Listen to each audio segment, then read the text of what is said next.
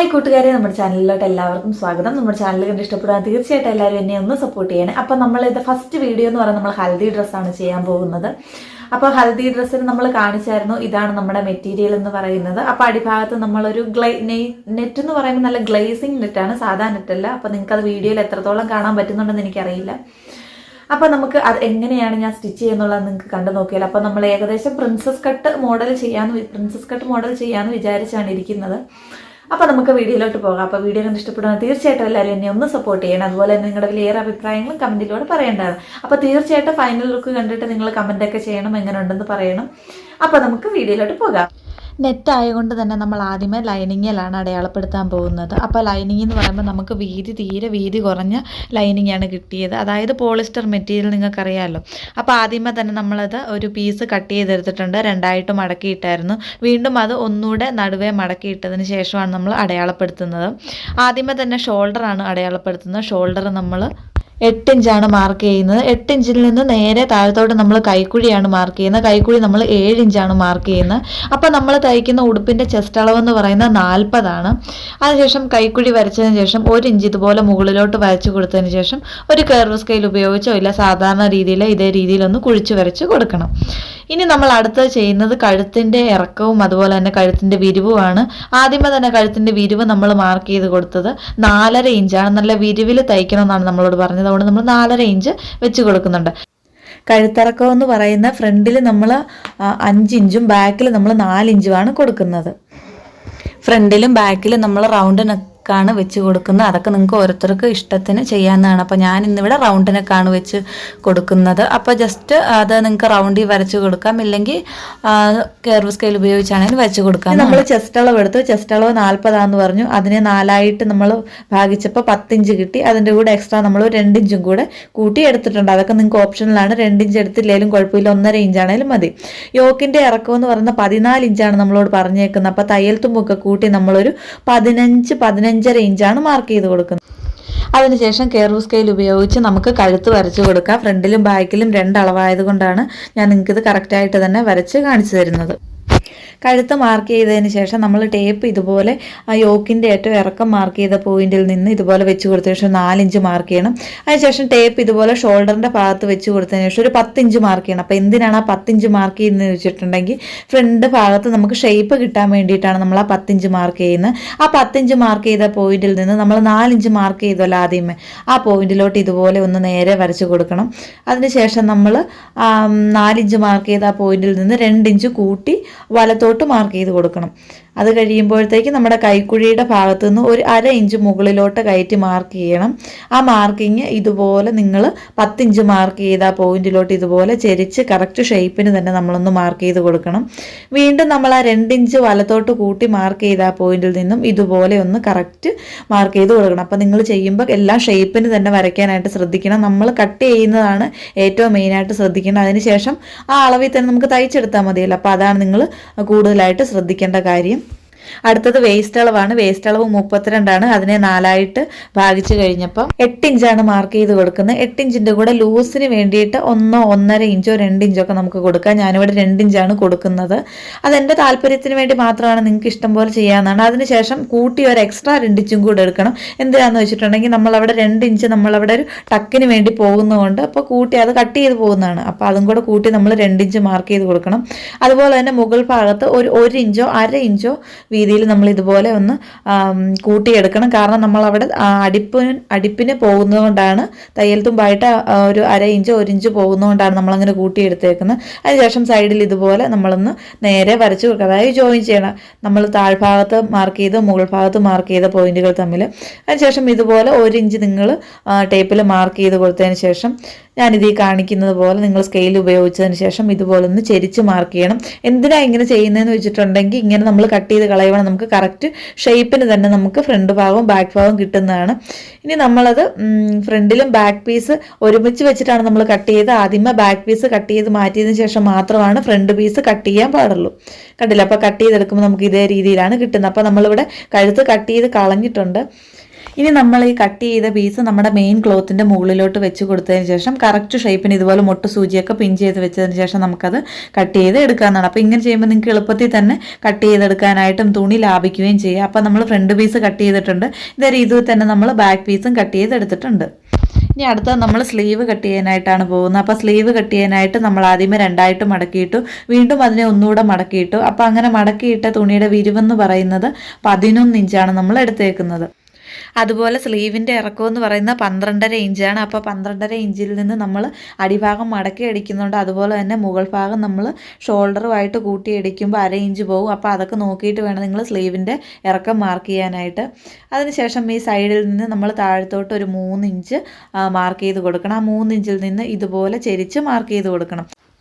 എന്നിട്ട് ആ ചെരിച്ച് മാർക്ക് ചെയ്ത എത്ര അളവാണോ അതിൻ്റെ നേർപകുതി കണ്ടതിന് ശേഷം ഒരു സൈഡ് നമ്മൾ കുഴിച്ച് വരച്ച് കൊടുക്കണം, മറു സൈഡ് നമ്മൾ മുകളിലോട്ട് പൊക്കി വരച്ച് കൊടുക്കേണ്ടതാണ്. അതിനുശേഷം നിങ്ങൾ അളന്ന് നോക്കണം നമ്മുടെ സ്ലീവിൻ്റെ അളവ് കൂടുതലാണോ കുറവാണെന്നുള്ളത്. അപ്പോൾ കൂടുതലാണെങ്കിൽ നമ്മൾ ആദ്യമേ കട്ട് ചെയ്ത് വെച്ച കൈക്കുഴിയുടെ ഭാഗം അളന്ന് നോക്കണം. നോക്കിയതിന് ശേഷം നമ്മളിവിടെ അത് കറക്റ്റാണോ അത് കൂടുതലാണോ കുറവാണോ എന്നുള്ളത് നിങ്ങൾ നോക്കണം. അപ്പോൾ ഓരോരുത്തർ എടുക്കുന്നതിൻ്റെ അളവ് വ്യത്യാസം വരും.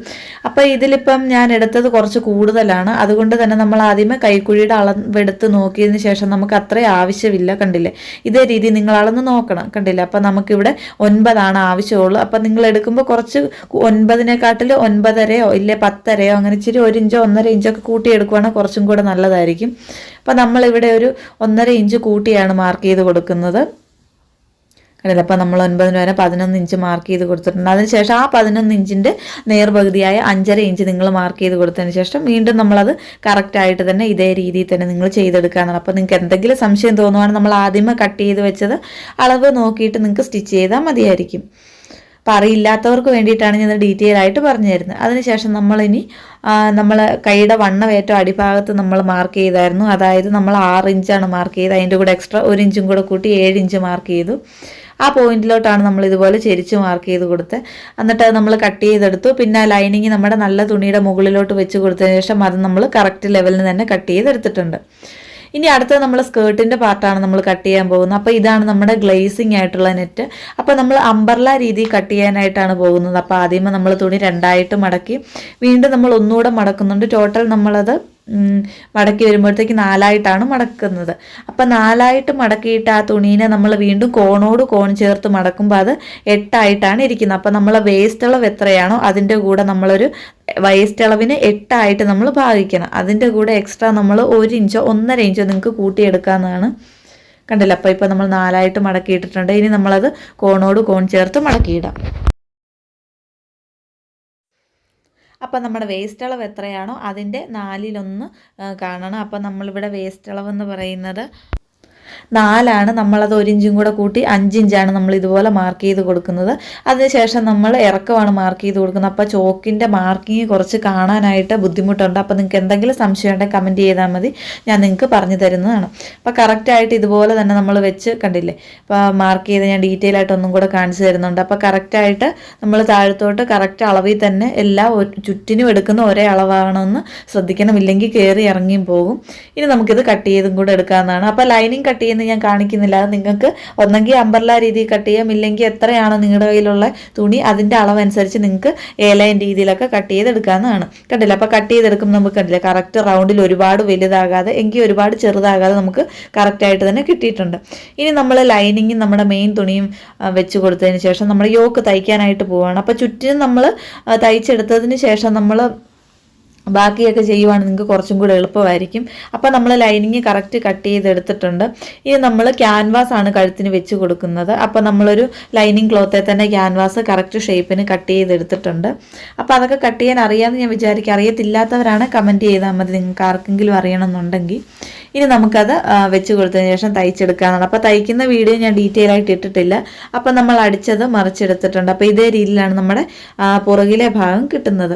ഇനി നമ്മൾ 2 സൈഡിൽ നമ്മൾ ടക്ക് മാർക്ക് ചെയ്തിട്ടുണ്ടായിരുന്നു. ഒരു 4 ഇഞ്ച് വീതിയിൽ നമ്മൾ ടക്ക് അത് മാർക്ക് ചെയ്യുന്ന കാണിച്ച് വിട്ടുപോയിട്ടുണ്ട്.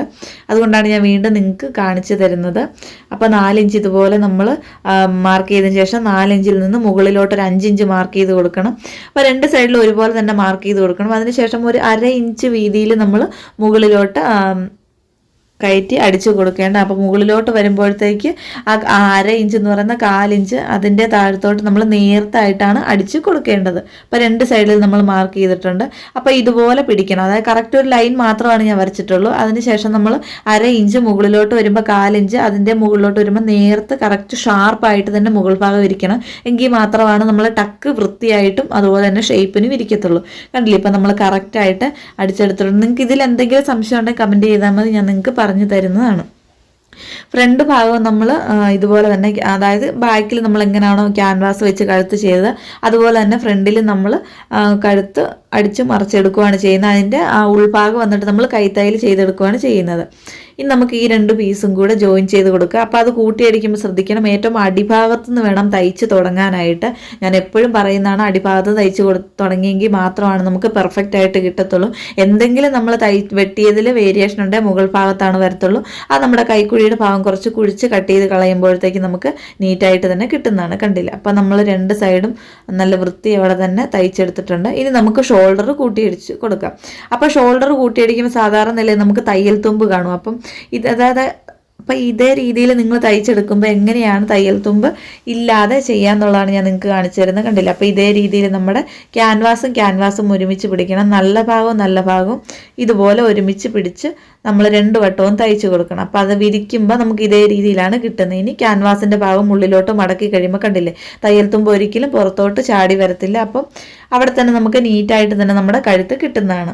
അങ്ങനെ നമ്മൾ 2 സൈഡും ചെയ്തെടുത്തിട്ടുണ്ട്. പിന്നെ സ്ലീവ് നമ്മുടെ ലൈനിങ്ങുമായിട്ട് ചുറ്റിനും അടിച്ച് എടുത്തിട്ടുണ്ട്. അതുപോലെ തന്നെ അടിഭാഗം നമ്മൾ മടക്കി അടിച്ചെടുത്തിട്ടുണ്ട്. ഒരുപാട് ഡീറ്റെയിൽ ആയിട്ടൊന്നും പറയുന്നില്ല, വീഡിയോ ലെങ്ത് ആകുന്നതുകൊണ്ട്.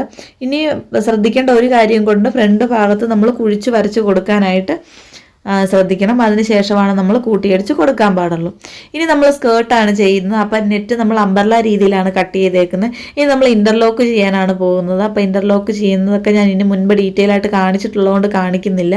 ആ ഇൻ്റർലോക്ക് ഫൂട്ടിട്ട് കൊടുത്തതിന് ശേഷം നമുക്ക് അത് കംപ്ലീറ്റ് ആയിട്ട് ഇൻ്റർലോക്ക് ചെയ്യാം. അപ്പോൾ ലൈനിങ്ങിൻ്റെ ഭാഗം ഞാൻ പറഞ്ഞതുപോലെ ഡീറ്റെയിൽ ആയിട്ട് ഞാൻ കാണിക്കുന്നില്ല. നിങ്ങൾക്ക് വേണമെന്നുണ്ടെങ്കിൽ അതും കമൻറ്റ് ചെയ്തിട്ടാണ് ഞാൻ നിങ്ങൾക്ക് പറഞ്ഞു തരാം. അപ്പോൾ നമ്മൾ ഫുള്ള് ഫ്രണ്ട് പീസും ബാക്ക് പീസും ഫുള്ള് ഇൻ്റർലോക്ക് ചെയ്തെടുത്തു. ഇനി നമുക്കത് ലൈനിങ്ങുമായിട്ട് അറ്റാച്ച് ചെയ്തെടുത്തതിന് ശേഷം നമ്മുടെ യോക്കുമായിട്ട് കൂട്ടിപ്പിടിപ്പിച്ച് എടുക്കാമെന്നാണ്. കണ്ടില്ല, അപ്പോൾ ലൈനിങ്ങുമായിട്ട് നമ്മൾ നെറ്റ് ചെയ്തെടുത്തിട്ടുണ്ട്. അതിനുശേഷം നമുക്ക് യോക്കുമായിട്ട് കൂട്ടിയടിച്ചെടുത്തിട്ട് വരാം.